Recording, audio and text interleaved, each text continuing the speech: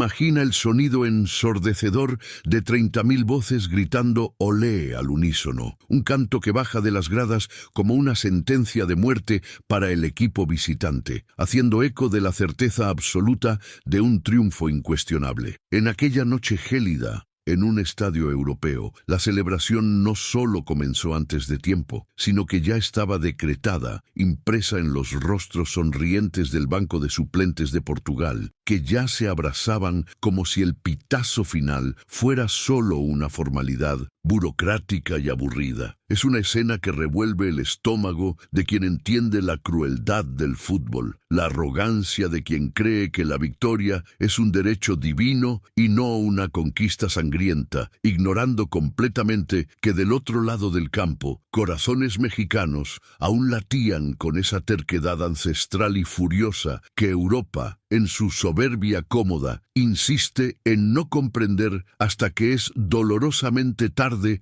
para reaccionar. El reloj marcaba 90 minutos exactos y el cuarto árbitro levantaba el cartel luminoso indicando el tiempo añadido, pero para la multitud eufórica, esos números rojos brillando en la niebla de la noche eran solo la cuenta regresiva para la fiesta que ya sucedía en las calles de Lisboa. El ambiente era hostil, pesado, cargado con esa humedad fría que penetra en los huesos y hace temblar el cuerpo, pero nada era más helado que la mirada de desprecio de las adversarias que ya intercambiaban sonrisas cómplices y disminuían el ritmo, tocando el balón de lado con una displicencia ofensiva. Ellas no veían más oponentes peligrosas frente a sí, veían solo fantasmas de verde y blanco, figuras exhaustas que en la cabeza de las europeas ya habían aceptado la derrota honorable y estaban listas para volver a casa con la cabeza baja, cumpliendo dócilmente el guión esperado por los críticos internacionales. Sin embargo, el fútbol es el único lugar del mundo donde la lógica puede ser destruida en una fracción de segundo y donde el destino adora castigar severamente a quien osa desafiarlo con presunción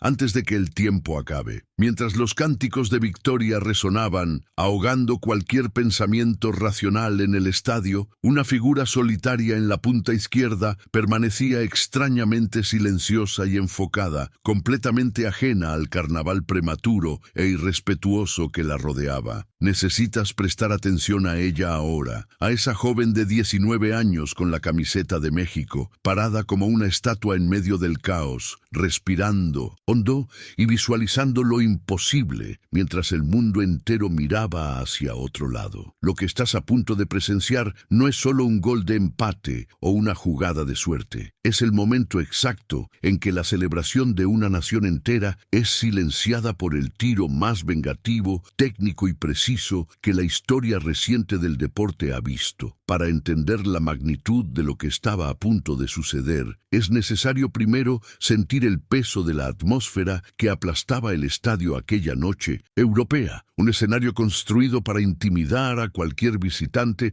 que osara soñar con la gloria en suelo extranjero. No era solo un campo de fútbol rodeado por concreto y luces artificiales. Era un coliseo moderno donde la arquitectura, el clima y la propia acústica parecían diseñados para recordar a las mexicanas que ellas estaban lejos de casa, intrusas en una fiesta reservada para la élite del fútbol mundial. El aire helado cortaba la respiración, creando nubes de vapor con cada exhalación de las jugadoras, mientras el césped, perfectamente cortado y rápido por la humedad, favorecía el juego veloz y técnico de las anfitrionas, acostumbradas a aquella alfombra verde que para las piernas cansadas de las latinas parecía más un pantano pesado, succionando la energía vital a cada paso dado hacia un destino que parecía inevitablemente trágico. El contexto de aquel enfrentamiento no era solo deportivo, era una batalla de narrativas. donde México entraba al campo cargando el estigma histórico de jugar como nunca y perder como siempre, una maldición que acechaba generaciones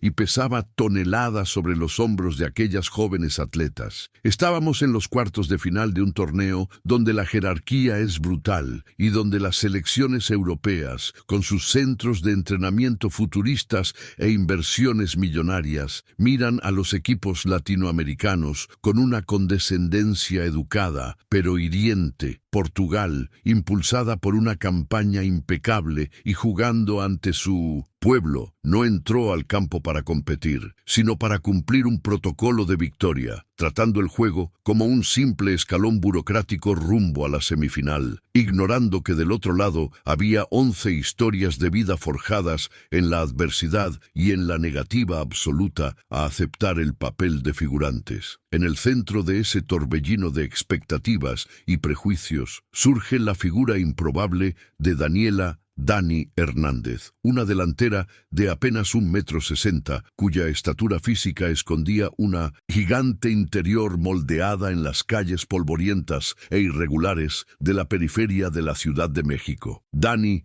no tenía el porte atlético de las defensoras portuguesas, torres de fuerza física que la vigilaban con desdén, pero ella poseía algo que no se mide en centímetros, ni se entrena en gimnasios de lujo: la picardía sagrada del fútbol de barrio, ese instinto de supervivencia de quien aprendió a proteger el balón contra adversarios más grandes y fuertes, donde perder la posesión significaba el fin del juego y tal vez el fin del respeto en el vecindario. La jornada de Dani hasta ese césped europeo fue pavimentada por negativas y puertas cerradas en la cara, una trayectoria común a tantas niñas que osan amar un deporte que, por mucho tiempo, dijo que no era para ellas. Mientras sus rivales de aquella noche crecieron en sistemas organizados, con nutricionistas y botines patrocinados desde la infancia, Dani jugaba con tenis remendados en campos de tierra batida, donde el balón rebotaba de forma impredecible y las rodillas estaban siempre raspadas. Esa disparidad de orígenes creó en ella una coraza dura, una resiliencia silenciosa que le permitía soportar el dolor y el cansancio mucho más allá del límite racional, transformando cada disputa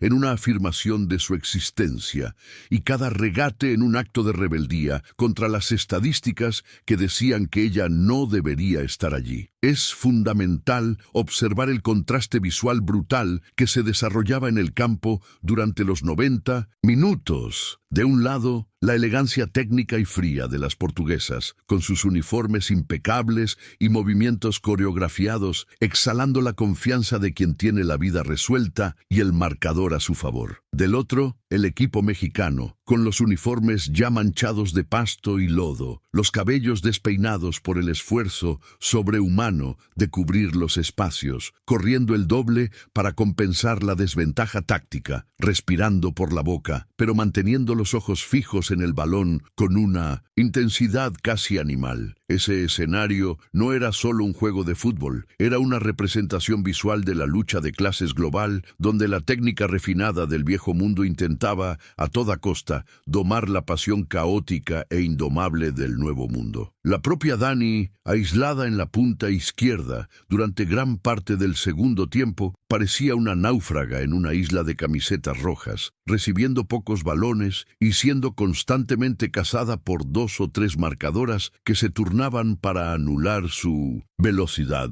Sin embargo, lo que las cámaras de televisión no mostraban y lo que el cuerpo técnico portugués falló en percibir era que Dani no estaba solo corriendo sin rumbo. Ella estaba estudiando, catalogando cada movimiento de las adversarias, memorizando el tiempo de reacción de la lateral derecha, observando cómo la defensa central dejaba un espacio mínimo en la espalda cuando subía para apoyar. Ella era una depredadora paciente, aceptando el hambre momentánea para garantizar el banquete en el momento decisivo, invisible a los ojos de quien solo ve lo obvio. Aquel marcador de 1-0, construido en un gol fortuito en el primer tiempo, era un resultado mentiroso que daba a Portugal una falsa sensación de seguridad, como si el control de la posesión del balón fuera sinónimo de control del destino. Ellas no entendían que mantener a México vivo en el juego, aunque fuera por un hilo, era un error estratégico fatal, pues no se da esperanza a quien sabe sobrevivir con migajas. Dani sentía esa energía en el aire. Sabía que mientras el pitazo final no sonara, la historia aún se estaba escribiendo, no con la tinta de la lógica, sino con la sangre de la perseverancia. Y ella estaba dispuesta a derramar hasta la última gota para cambiar el final de aquel libro que todos juzgaban cerrado. El momento que cambió todo no fue una jugada táctica, sino un gesto de arrogancia que cortó el aire más afilado que cualquier viento helado de aquella noche. A los 88 minutos, con las piernas de las mexicanas pesando como plomo y el pulmón quemando a cada respiración, una disputa en la lateral del campo resultó en un saque de banda para Portugal. La capitana portuguesa, al levantarse, no solo tomó el balón, miró directamente a los ojos de Dani, que estaba caída en el suelo, y sonrió. Una sonrisa de condescendencia, fría y humillante, mientras apuntaba discretamente al marcador electrónico gigante y hacía un sutil gesto de adiós con la mano enguantada. Aquel segundo se congeló en el tiempo para Dani. No era solo una provocación deportiva, era un insulto a su historia, a su familia y a cada niña en México que estaba viendo aquel partido con el corazón en la mano. En las gradas, el comportamiento de la multitud reflejaba y amplificaba la soberbia vista dentro de las cuatro líneas, creando una pared sonora de escarnio que se derrumbaba sobre el equipo mexicano. Los aficionados locales, embriagados por la certeza de la clasificación, comenzaron a entonar canciones de despedida, agitando pañuelos blancos y cantando un olé arrastrado y perezoso a cada toque de balón de su selección, transformando el estadio en un baile de gala donde México era solo el bufón de la corte, invitado para divertir a la realeza. El sonido era ensordecedor, una presión psicológica brutal, diseñada para hacer que las visitantes desistieran, aceptaran su inferioridad y solo esperaran a que el tiempo pasara para poder llorar en paz en el vestuario, lejos de los reflectores. Pero lo que la capitana portuguesa y la hinchada no sabían es que aquel gesto de desprecio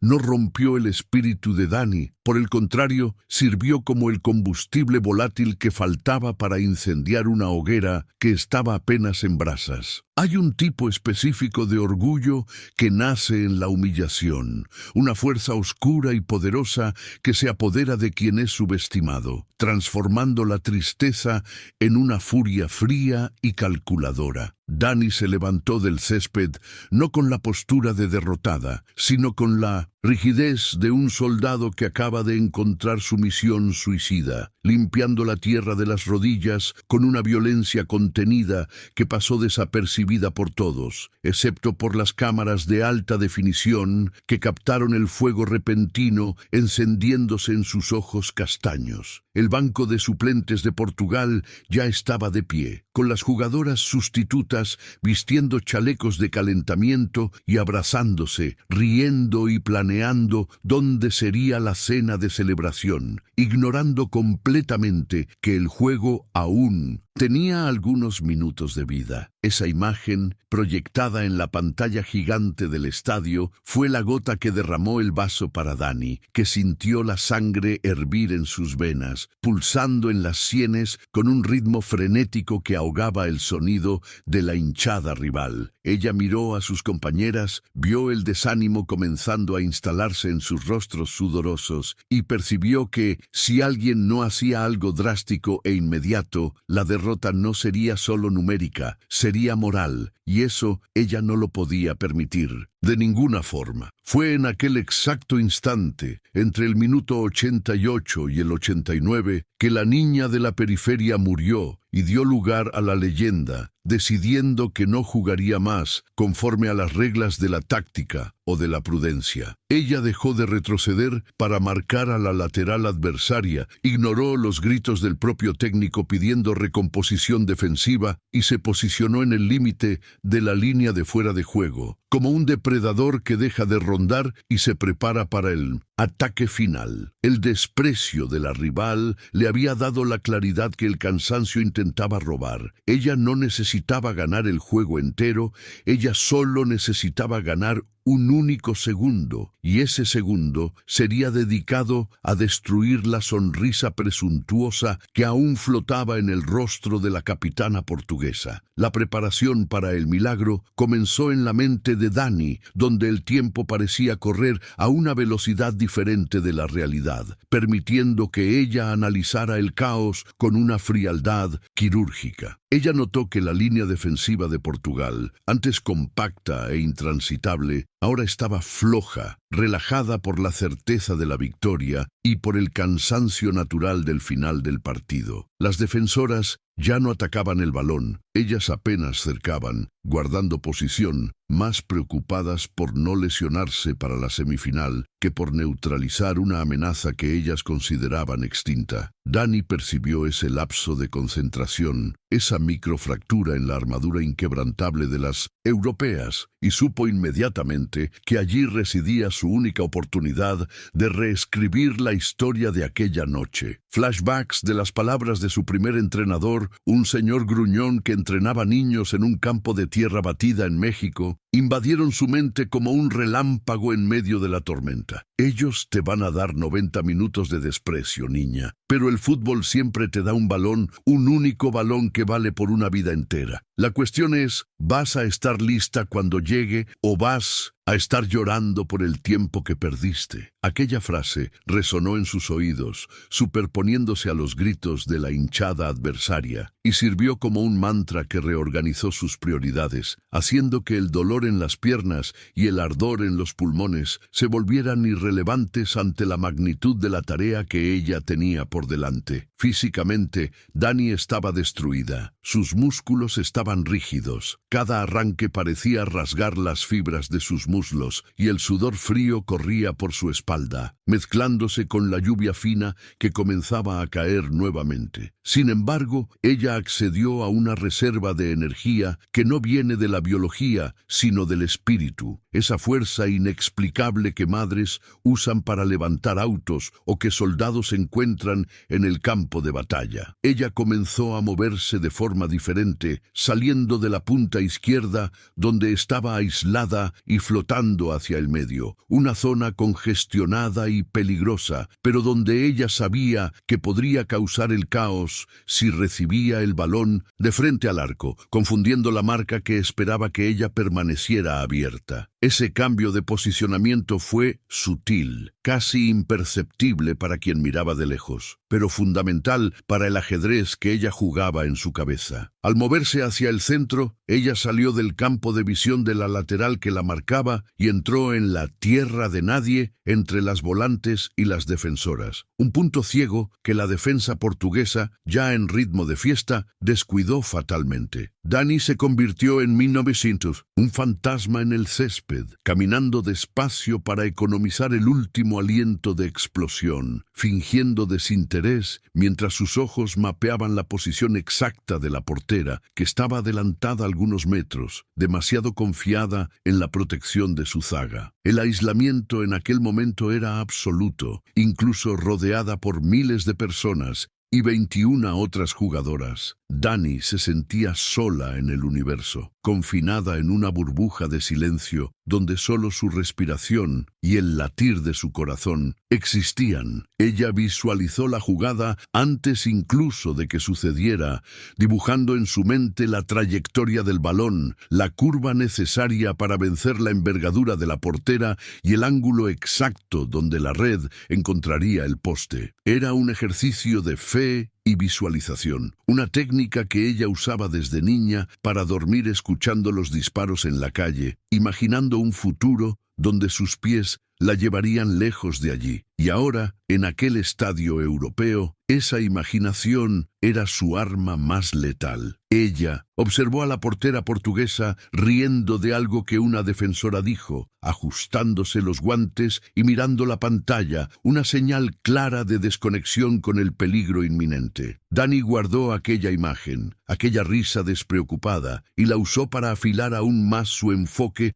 transformando la rabia en precisión. Ella sabía que no tendría espacio para dominar, pensar y tirar. Todo tendría que ser hecho en un movimiento continuo, fluido, instintivo. El margen de error era cero, pues cualquier vacilación permitiría que la fuerza física de las portuguesas la aplastara. Entonces el plan era audaz: tirar desde donde nadie esperaba, romper el protocolo y sorprender a todos. El sacrificio exigido para aquel último acto sería inmenso. Sus piernas gritaban para que ella parara, su cuerpo imploraba reposo, pero su mente imponía una dictadura de voluntad sobre la materia. Ella conversó consigo misma, prometiendo a su cuerpo que podría descansar para siempre después del pitazo final, pero que, en aquellos próximos segundos, necesitaba ser de acero. Ella apretó los dientes, sintiendo el gusto metálico de sangre en la boca, tal vez de un labio mordido en la tensión, y afirmó los tacos de los botines en el césped húmedo, probando la adherencia para el arranque decisivo. La estrategia estaba trazada. Ella no esperaría el balón perfecto, pues no vendría. Ella transformaría cualquier balón cuadrado, cualquier sobra, cualquier error, en oro. Ella miró hacia el mediocampo, donde sus compañeras luchaban desesperadamente para recuperar la posesión, y envió un mensaje telepático de urgencia. Ella estaba lista, posicionada en el ojo del huracán, invisible y letal, esperando apenas que el destino le entregara la oportunidad de cumplir la promesa que se hizo a sí misma cuando salió de casa: nunca dejar que nadie se ría de su país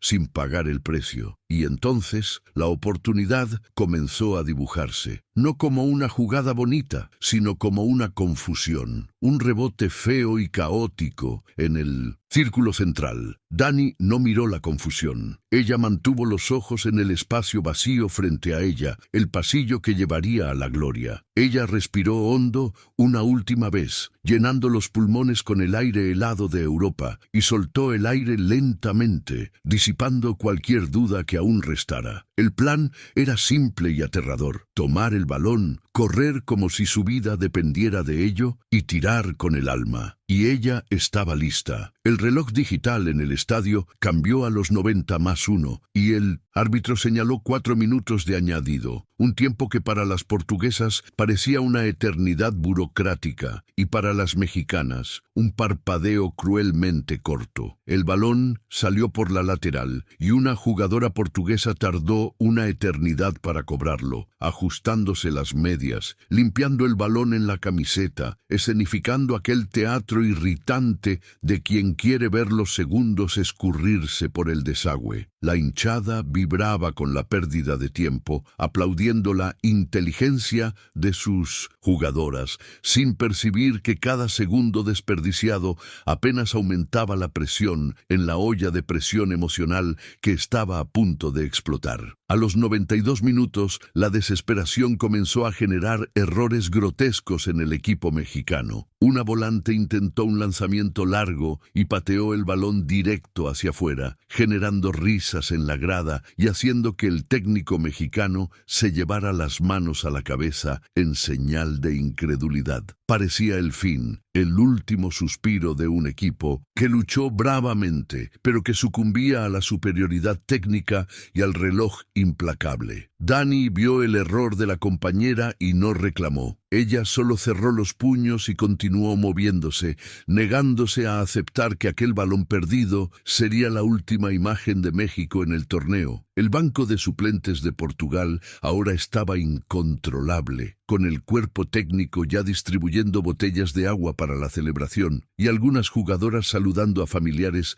en la tribuna de honor. Esa escena de triunfo anticipado era transmitida en las pantallas, y Dani, al ver aquello de reojo, sintió una ola de náusea mezclada con adrenalina pura. Era una falta de respeto tan flagrante, tan visceral, que trascendía el deporte y tocaba la dignidad humana, transformando el partido en una cuestión de honor personal para cada mujer vistiendo verde en aquel campo. Súbitamente, a los 93 minutos, la suerte, que parecía haber vestido la camiseta de Portugal toda la noche, resolvió jugar una broma. Una defensa portuguesa, intentando adornar un pase en la salida de balón, balón para ganar aplausos de la hinchada, resbaló en el césped húmedo. El balón, vivo y caprichoso, sobró mordido en el mediocampo, rebotando sin dueño, como una invitación al caos. Fue un error no forzado, fruto de la soberbia, y el mediocampo mexicano, movido por el puro instinto de supervivencia,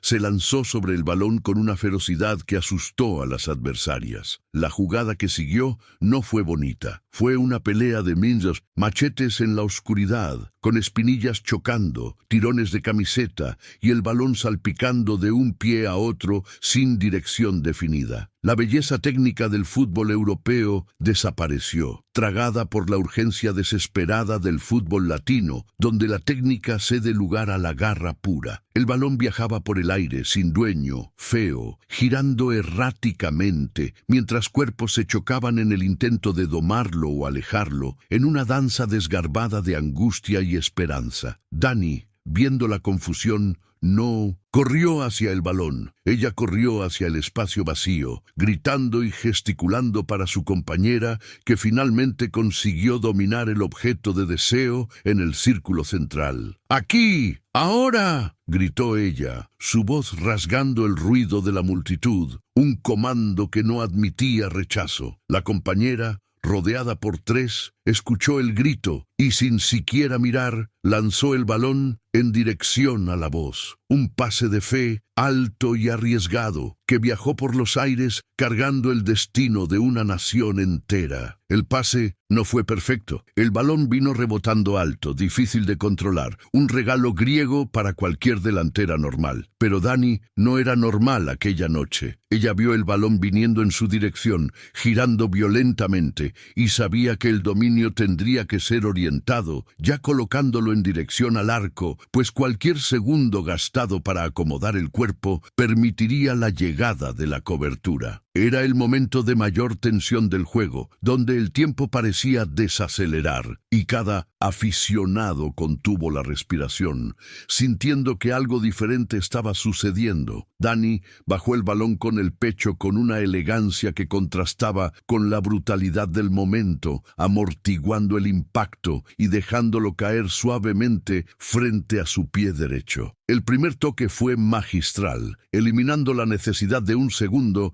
y colocándolo en ruta de colisión directa con la última línea de defensa. El estadio, que segundos antes cantaba victoria, sintió un escalofrío colectivo. El olé murió en 1900. La garganta y dio lugar a un murmullo de aprensión, ese sonido bajo y peligroso de quien percibe que dejó la puerta de casa abierta durante una tormenta. La primera defensora portuguesa llegó tarde, intentando una barrida desesperada, pero Dani ya no estaba más allí. Con un toque sutil, ella adelantó el balón y saltó sobre las piernas de la adversaria, manteniendo el equilibrio precario mientras continuaba su arranque. Ahora había solo ella, el balón, una última defensa retrocediendo, aterrorizada y la portera adelantada. El camino estaba abierto, no como una carretera ancha, sino como un sendero estrecho al borde de un abismo, donde un paso en falso significaría la caída definitiva. Era el segundo final de decisión, el umbral entre la gloria y el olvido. Dani podía escuchar los pasos pesados de la defensa en su persecución, podía sentir la respiración de la portera que salía del arco intentando cerrar el ángulo, y podía sentir el peso de millones de miradas sobre su espalda. Pero en su mente había solo claridad. Ella no pensó en el cansancio,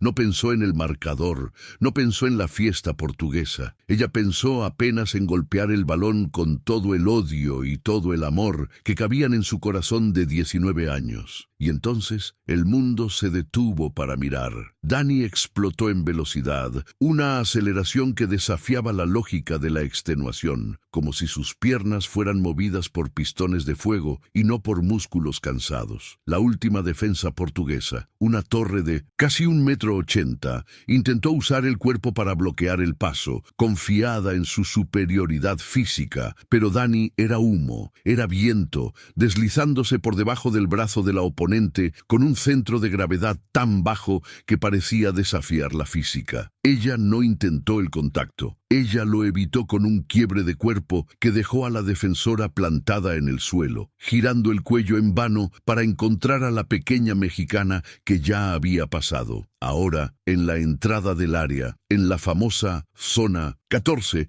Dani tenía fracciones de segundo antes de que la cobertura llegara o la portera cerrara el ángulo completamente. El estadio estaba en un silencio aterrorizante, ese vacío sonoro donde se puede escuchar el sonido de los tacos rasgando el césped. Dani levantó la cabeza por una milésima de segundo y vio los ojos de la portera. No había más arrogancia en ellos, solo pánico puro, el terror de quien ve una pesadilla materializándose a plena luz del día. La portuguesa intentó retroceder para cubrir el arco, pero ya era demasiado tarde para corregir el posicionamiento. La trampa estaba armada. En vez de avanzar más y arriesgar un choque con la portera, Dani decidió tirar desde allí mismo, desde la media luna, un lugar improbable para un remate decisivo. Ella armó el tiro y el movimiento fue de una plasticidad perfecta. El cuerpo inclinado sobre el balón, el brazo de equilibrio estirado, el pie de apoyo firme como una raíz en el suelo inestable. No fue un tiro de fuerza bruta, fue un tiro de técnica refinada, de parte interna, buscando no la potencia sino la curva, la precisión quirúrgica que separa a los buenos jugadores de los inmortales. El sonido del impacto del botín en el balón fue seco, estallado, ¡pa!, resonando como un tiro de cañón dentro del estadio silencioso. El balón salió de los pies de Dani girando con una rotación endiablada,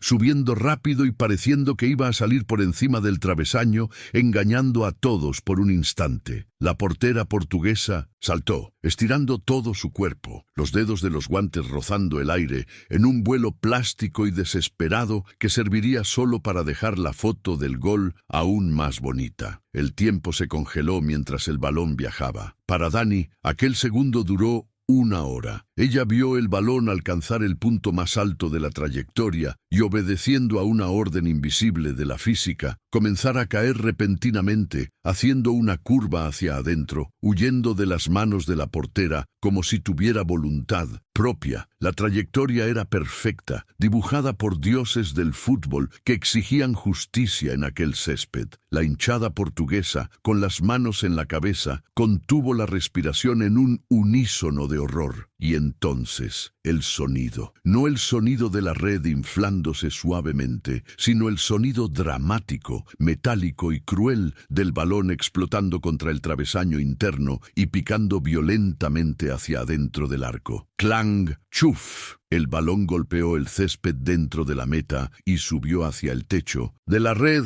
girando furioso, como si quisiera perforar la malla. El árbitro señaló el centro del campo inmediatamente. Era gol. Gol de México, gol de Dani, gol de la dignidad. La portera portuguesa cayó de rodillas, no por el impacto del aterrizaje, sino por el peso de la realidad que se derrumbó sobre sus hombros. Ella miró el balón dentro del arco con una expresión de incredulidad absoluta, como si estuviera viendo un fantasma. Aquella sonrisa burlona de minutos atrás había sido obliterada, sustituida por una máscara de shock y devastación. El silencio que siguió al gol fue tan profundo que se podía escuchar el grito solitario de Dani haciendo eco por el estadio, un grito primal, ronco, que salía de las entrañas. Dani no corrió hacia la hinchada. Ella corrió hacia el medio del campo, golpeando el pecho con la mano cerrada sobre el escudo de México, con lágrimas ya escurriendo por el rostro mezcladas con el sudor. Ella miró hacia el banco de suplentes de Portugal, que ahora estaba petrificado, estatuas de cera en sus chalecos de fiesta, y no necesitó decir una palabra. Su mirada lo decía todo. respeten, respeten mi casa, respeten mi color, respeten mi país. Las compañeras de equipo llegaron segundos después, atropellando a Dani en un abrazo colectivo caótico y eufórico, enterrando a la pequeña gigante bajo una montaña de camisetas verdes. Ellas lloraban, gritaban, golpeaban el césped, liberando toda la tensión acumulada de 90 minutos de humillación. Allí, en aquel montoncito humano pulsante, no había más táctica ni técnica, solo corazón, sangre caliente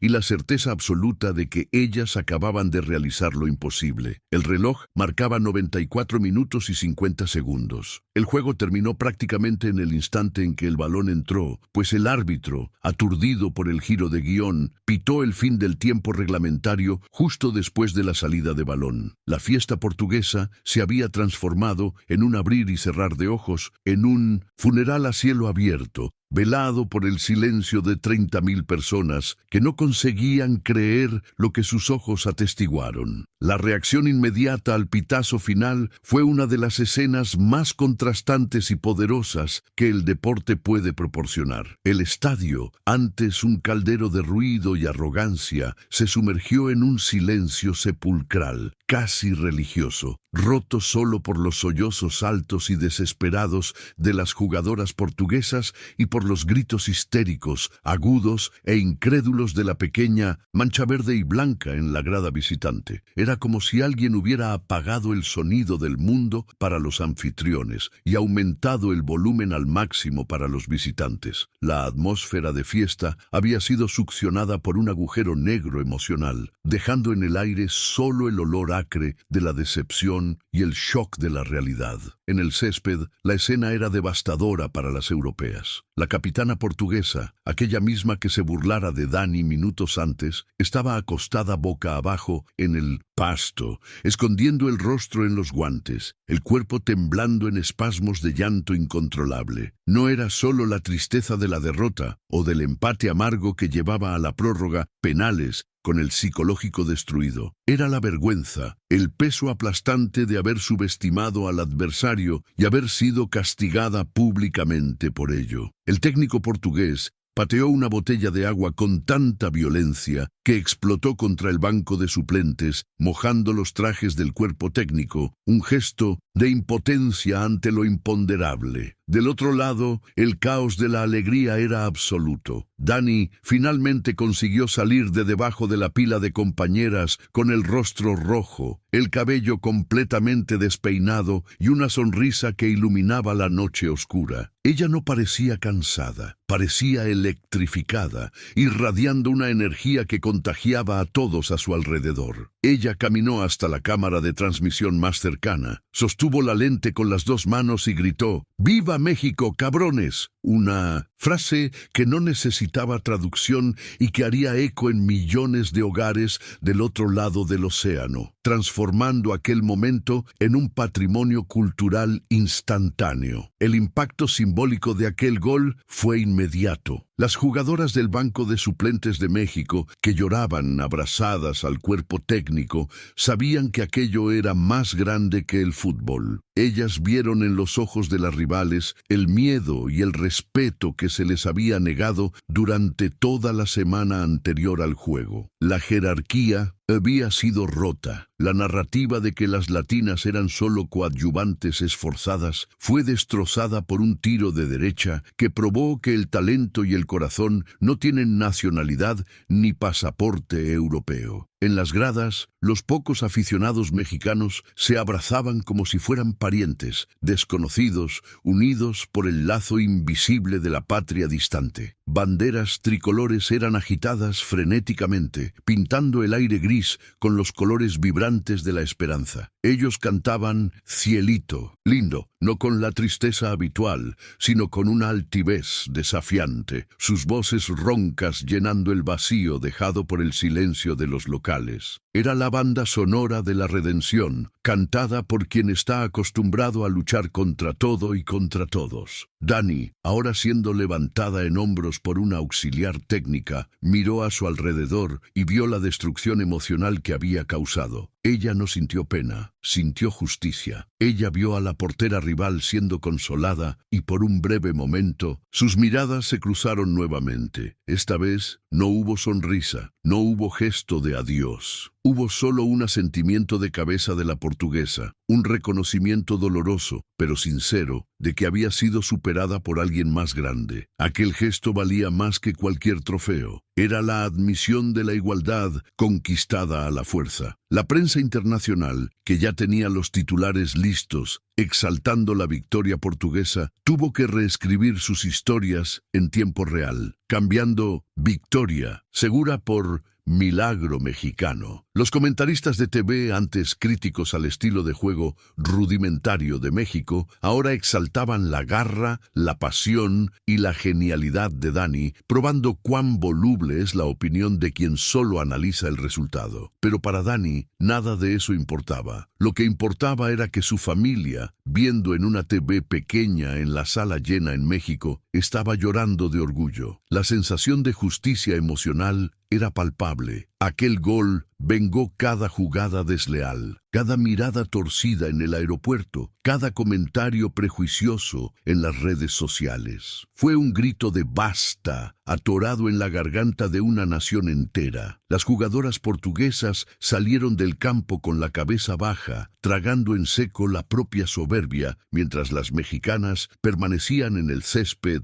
dueñas del territorio, celebrando no solo un empate o victoria, sino la reafirmación de su propia identidad. El después inmediato fue una mezcla de extenuación y éxtasis. Dani cayó sentada en el círculo central, mirando al cielo negro, sintiendo las gotas de lluvia lavar el sudor de su rostro. Ella cerró los ojos y sonrió, una sonrisa tranquila, de deber cumplido. Ella sabía que el juego podría continuar en la prórroga o en los penales, pero psicológicamente la guerra ya estaba ganada. Ella había roto la columna vertebral de la confianza enemiga. México no necesitaba más pedir permiso para sentarse a la mesa de los grandes. Dani había pateado la puerta y entrado sin invitación. La imagen final de aquel bloque era Dani siendo ayudada a levantarse por sus compañeras, cojeando levemente, pero con la cabeza erguida. El marcador electrónico, que antes sirviera de herramienta de escarnio, ahora brillaba con el resultado que nadie esperaba. Y allá abajo, en el césped aplastado y marcado por la batalla, quedaba la prueba definitiva de que en el fútbol y en la vida nunca se debe celebrar antes de luchar hasta el último segundo contra un corazón mexicano. Cuando las luces del estadio finalmente se apagaron y la adrenalina bajó, lo que quedó no fue solo el resultado de un partido de fútbol, sino una lección moral grabada a fuego en la memoria de todos los que presenciaron aquel día. La historia de Dani Hernández y de la selección mexicana